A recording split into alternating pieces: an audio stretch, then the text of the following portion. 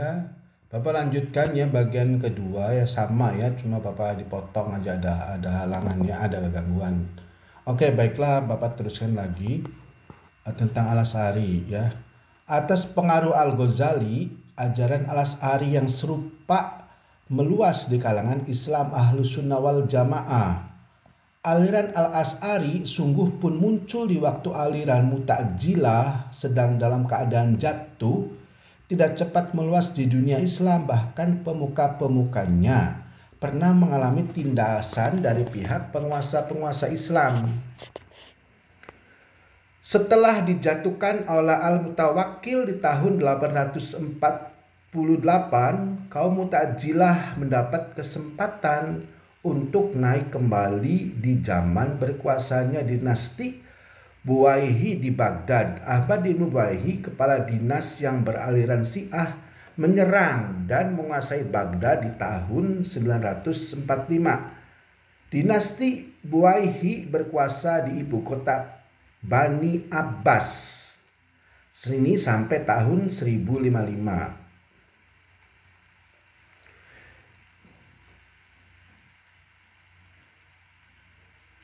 Di zaman ini orang-orang Mu'tazilah mulai kembali menduduki posisi-posisi penting dalam negara seperti Abu Muhammad Abdullah ibnu Ma'ruf, hakim kepala Qodi al-Qudah, kerajaan Bani Abbas di Baghdad, dan Abdul al-Jabbar Ahmad ibnu Abdul al-Jabbar, hakim kepala daerah Rai.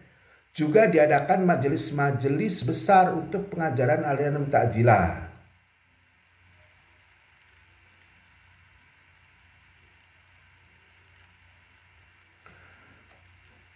Seperti majelis Abu al-Hasan Muhammad ibnu Tayyib al-Basri di Baghdad dan majelis al-Hasan ibnu Raja di Dahlan.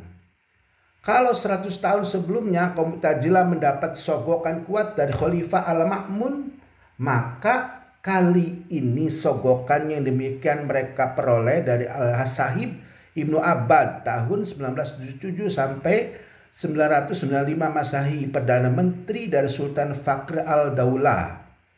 Dinasti Buhaili beraliran Syiah, dan dalam teologi Syiah dan Mu'tazilah mempunyai paham-paham dasar yang sama.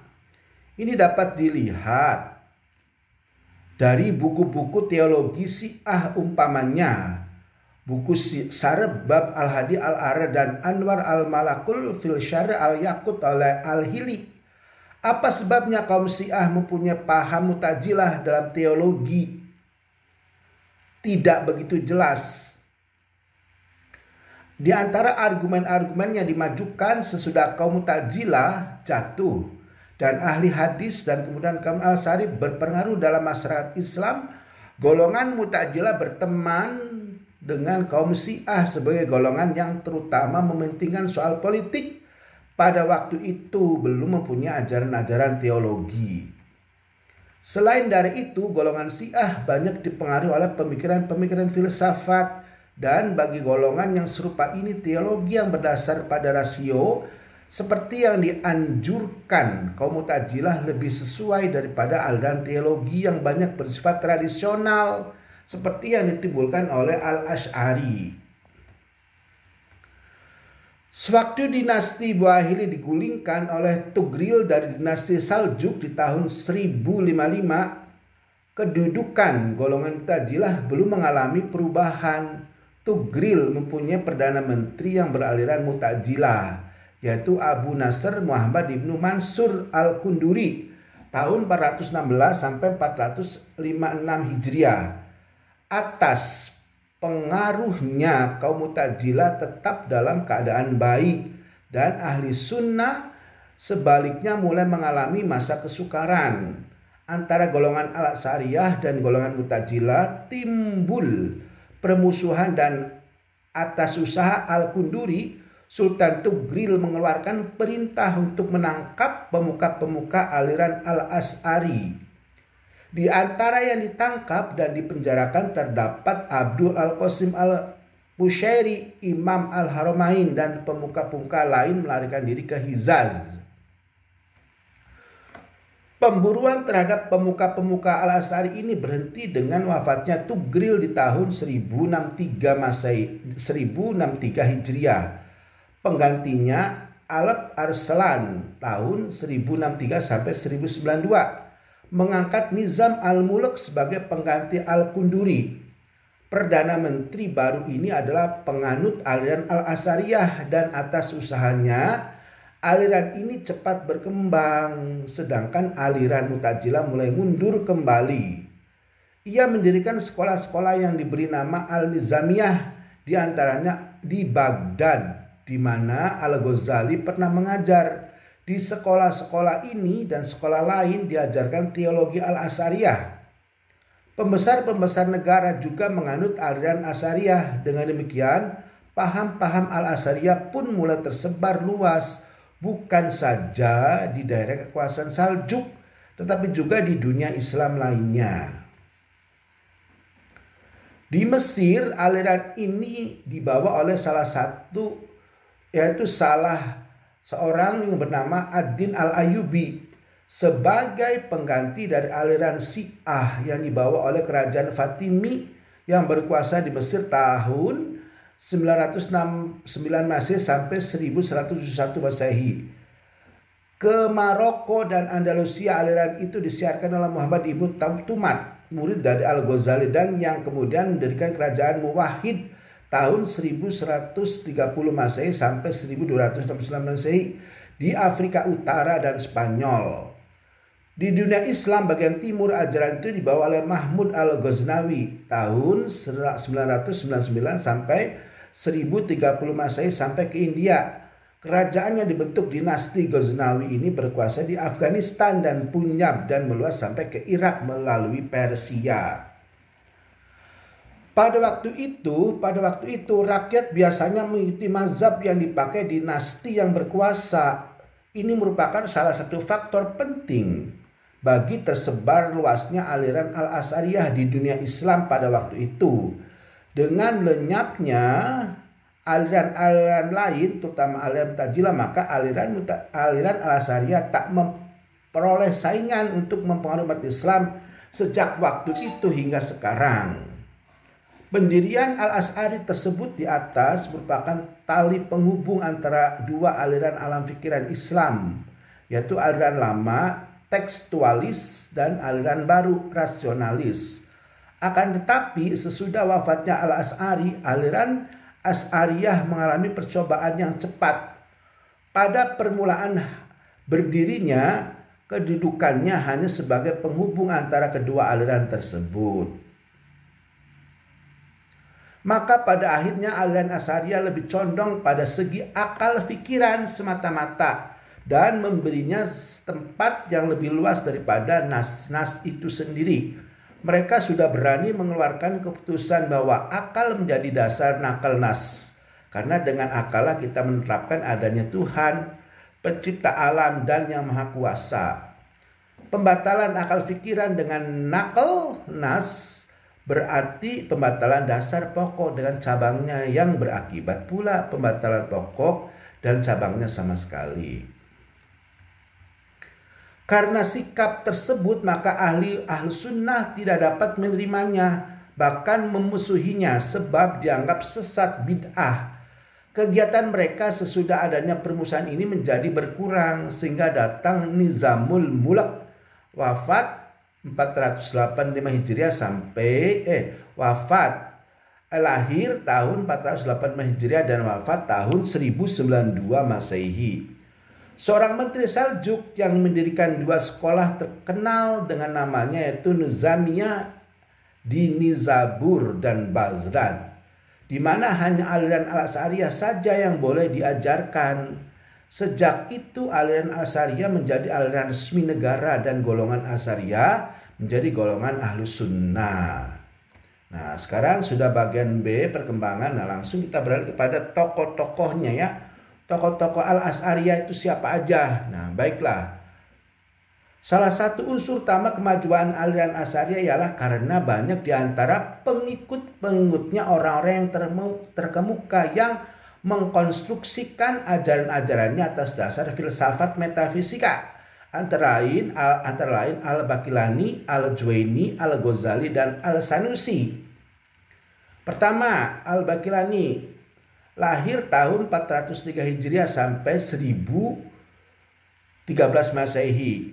Namanya Abu Bakar Muhammad ibnu Thayyib, diduga kelahiran kota Basroh, tempat kelahiran gurunya Al-As'ari. Ia cerdas otaknya, simpati, dan banyak jasanya dalam pembelaan agama. Kitab yang dikenal ialah Al-Tauhid, pendahuluan atau persiapan. Dalam kitab tersebut, ia membicarakan hal-hal yang perlu dipelajari sebelum memasuki ilmu kalam. Antara lain, pembicaraan tentang jauhar, fard, atom, arad, cara pembuktian. Juga ia menyinggung kepercayaan agama macam-macam yang semuanya bersifat pengantar.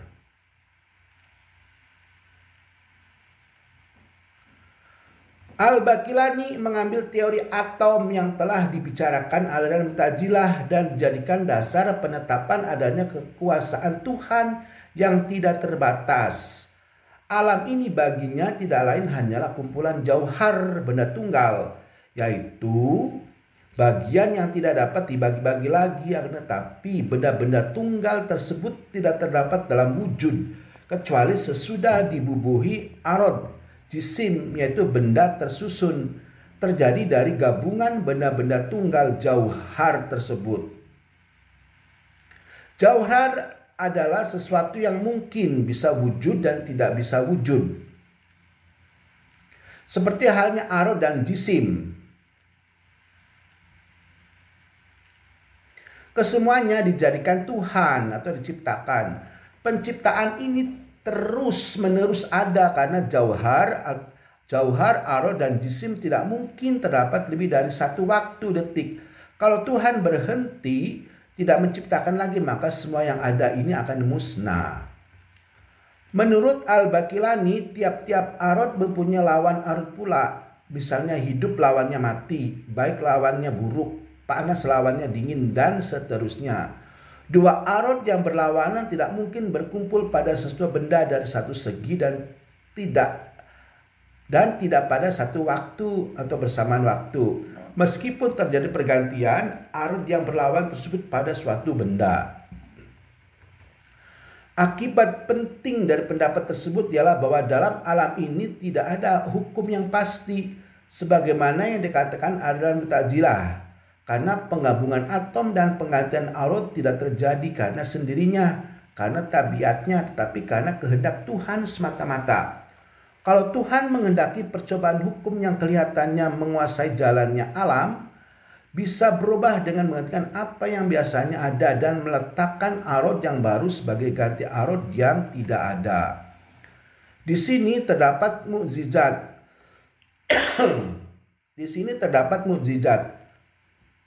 Mukjizat tidak lain hanyalah penyimpangan dari kebiasaan, keluar biasaan, khorak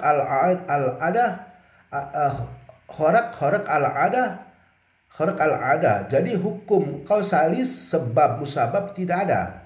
Yang ada hanyalah pergantian fenomena yang boleh jadi tetap macamnya dan boleh jadi juga berubah macamnya sesuai dengan kehendak Tuhan.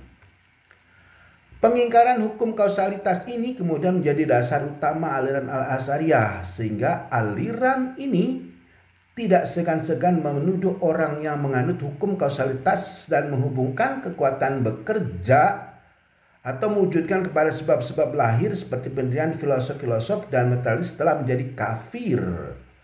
Golongan Al-Asy'ariyah memegangi teori atom bukan karena hasil pendidikan akal, akan tetapi karena teori tersebut merupakan jalan terbaik untuk memperkuat paham yang dianutnya atau yang ditetapkannya.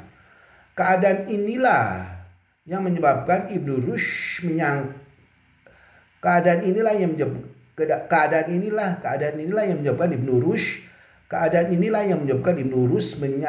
menyayangkan sikap Al-Asy'ariyah.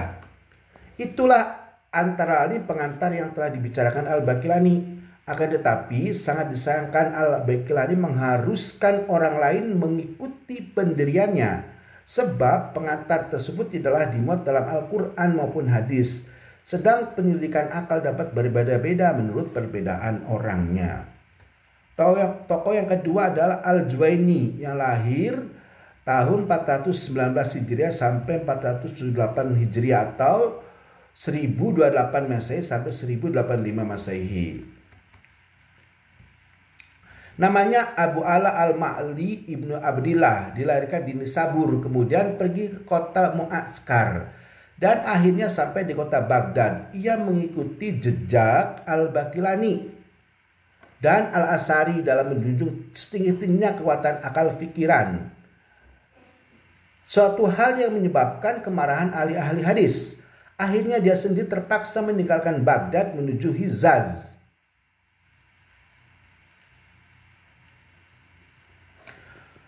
Dan bertempat tinggal di Makkah serta Madinah untuk memberikan pelajaran di sana. Karena itu ia mendapat gelar Imam Al-Haramain, imam kedua tanah suci Mekah dan Madinah.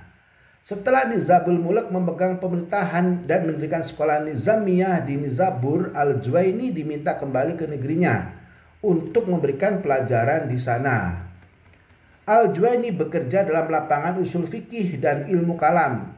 Ia adalah orang yang pertama-tama membentuk fikih Syafi'i atas dasar aliran Al-Asy'ari.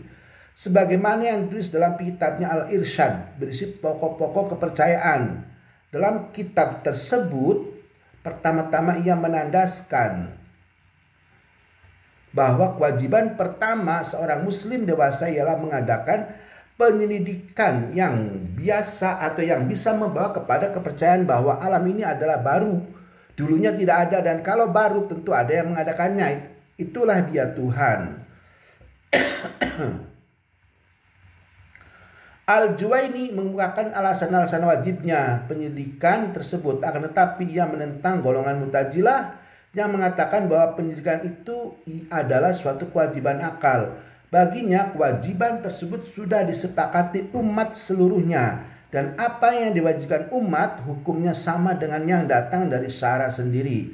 Dengan perkataan lain, di kewajiban tersebut adalah kewajiban syara. Tentang sifat Tuhan, menurut Al-Juwaini dibagi menjadi dua bagian, yaitu sifat nafsiyah, yaitu yang ada pada zat Tuhan tanpa ilat, dan sifat maknawiyah, yaitu yang timbul sebagai kelanjutan sifat nafsiyah tersebut. Sifat-sifat Tuhan ialah wujud, ada, bako, kekal, abadi, tidak ada yang menyamainya, tidak berkurang, inutidad. Sifat terakhir ini membawa Al-Juwaini kepada suatu keharusan penakwilan nas-nas yang berisi kejisiman atau kebendaan dan ruang bagi Tuhan.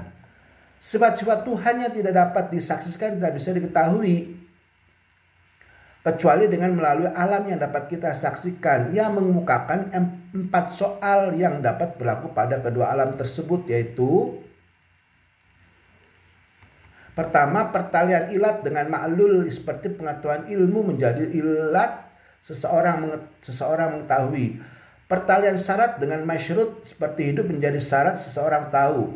Hakikat atau tabiat, misalnya hakikat orang yang mengetahui ialah orang yang punya ilmu pengetahuan. Dalil, kedua sesuatu dalil menurut keharusan akal menunjukkan adanya sesuatu pada alam lahir. Maka demikian pula pada alam yang bukan lahir, seperti penciptaan menunjukkan adanya pencipta.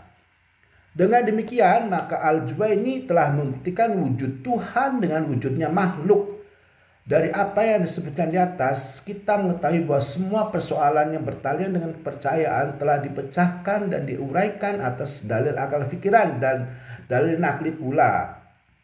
Dengan pikiran-pikirannya, ia menduduki tempat yang penting dalam sejarah ilmu kalam.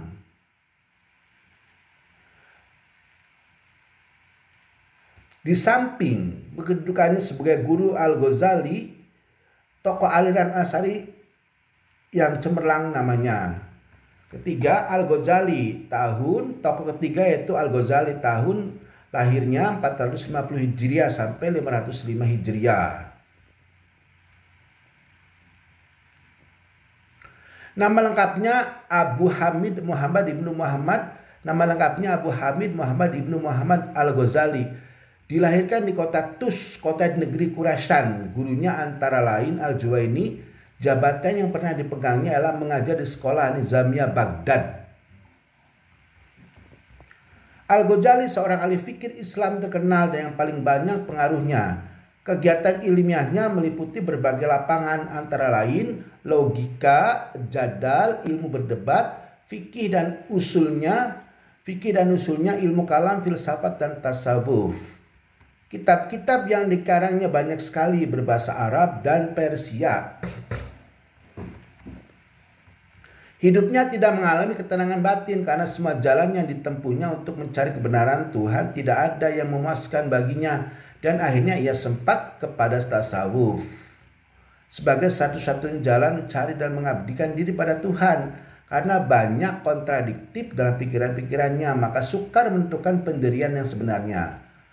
Kedudukan Al-Ghazali dalam aliran Asy'ariyah sangat penting karena ia telah meninjau semua persoalan yang telah ada dan memberikan pendapat-pendapatnya yang hingga kini masih dipegangi ulama-ulama Islam, yang karenanya ia mendapat gelar Hujjatul Islam, tokoh Islam.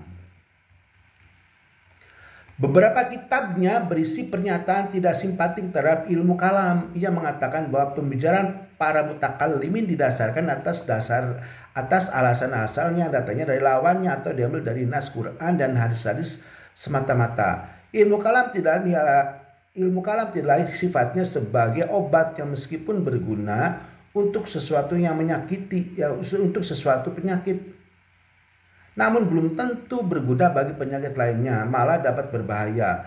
Dalam Ihya Ulumuddin jilid 1 halaman 29 lebih jelas lagi perkataannya itu bahwa ilmu tentang Allah, sifat-sifat dan perbuatannya tidak bisa dicapai dengan ilmu kalam. Bahkan ilmu ini bisa menghalang-halanginya apabila sebagian bidang ilmu kalam tidak lagi membicarakan hal yang bertalian dengan agama dan yang tidak pernah disinggung oleh masa-masa permulaan Islam. Akan tetapi rupanya pernyataannya tersebut tidak mencerminkan pendirian yang terakhir, karena dalam kitabnya Al-Risalah Al-Diniyah ia mengakui bahwa ilmu tauhid adalah ilmu yang termulia dan terpenting yang harus dimiliki oleh setiap orang. Bagaimana juga sikap Al-Ghazali terhadap ilmu kalam, namun ia tetap setia kepada pokok-pokok persoalan yang pernah dibahas oleh Al-Asy'ari, di samping memperluas dan memperdalam lapangan pembicaraannya dan memperbaharui metodenya. Dalam soal metode ia menggunakan logika Aristoteles dan ia adalah orang-orang yang pertama-tama mempergunakannya, meskipun Al-Juwaini sebelum dia telah membuka jalan ke arah itu. Metode yang baru ini nampak jelas dalam kitab-kitabnya, yaitu Tahafatut al-Falasifah, kerutuan filosof-filosof, Al-Ra'du A'la al-Batiniyah, membalas tentang aliran batin, Al-Iqtisadil Ilmiyah I'tiqad, jalan tengah dalam ilmu kepercayaan, Al-Risalah Al-Qudsiyah, risalah yang dikarang di kota Quds. Karena pemikiran atau pendidikannya bebas luas, lebih tepat beliau dikatakan bahwa ia bukan pengikut Al-Asy'ariyah atau aliran lainnya. Karena itu meskipun ia sering cocok pendirian pendapatnya dengan Al-Asy'ari, namun ia sering juga berbeda dengannya.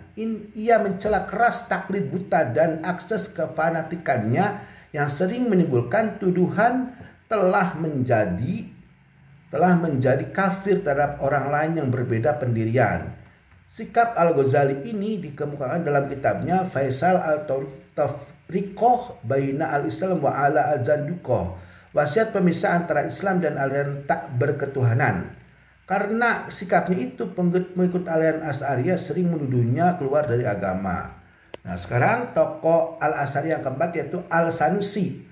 Lahir tahun 833 Hijriah sampai 809 Hijriah. Atau tahun 1427 Masehi sampai 1490 Masehi. Nama lengkapnya Abu Abdillah Muhammad ibnu Yusuf, dilahirkan di Tilimsan, sebuah kota di Aljazair. Dia belajar pada ayahnya sendiri dan orang-orang lain yang terkemuka di negerinya. Kemudian dia melanjutkan pelajarannya di kota Al-Zair pada seorang alim yaitu Abdurrahman As-Salabi.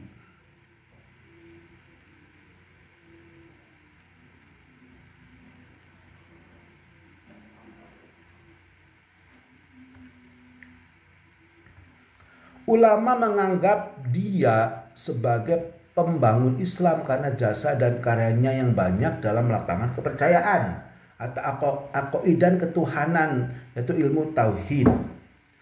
Kitab-kitabnya antara lain Akidah Ahli Tauhid, disebut juga Akidah Tauhid Besar, dan sarahnya berjudul Umdah Ahlu Al-Taufiq wal Atasdid, pegangan ahli kebenaran, maksudnya ahli sunnah. Al-Barahin, disebut juga Akidah Tauhid Kecil atau Risalah Al-Sanusiyah. Kisah terakhir ini tidak begitu besar, akan tetapi besar pengaruhnya dalam dunia aliran Al-Asy'ariyah.